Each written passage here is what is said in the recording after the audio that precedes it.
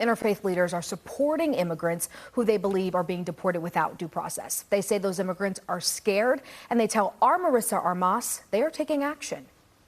Faith leaders tell me that they'll soon be holding weekly vigils outside of the Simmons ICE Processing Center to protest the deportations. They also tell me that they'll open church doors as refuge if needed. We as faith leaders are not going to be silent. Interfaith leaders across North Texas sounding the alarm for immigrants. I unequivocally denounce indiscriminate deportations of our neighbors and the violation of their rights.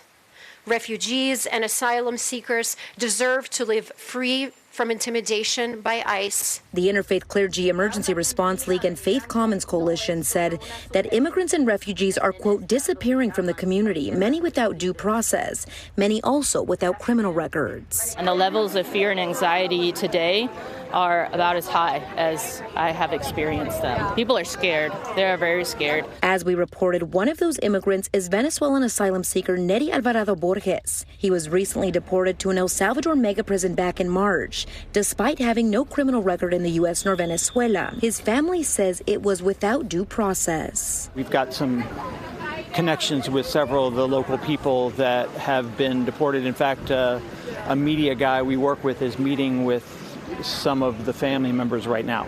The Trump administration says that many of the individuals being deported are violent criminals and gang members.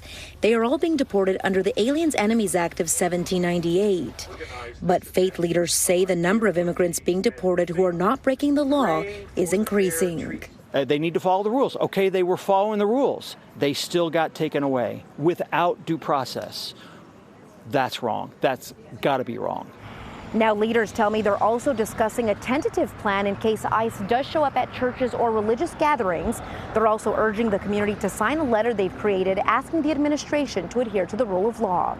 In Dallas, Marissa Armas, CBS News, Texas.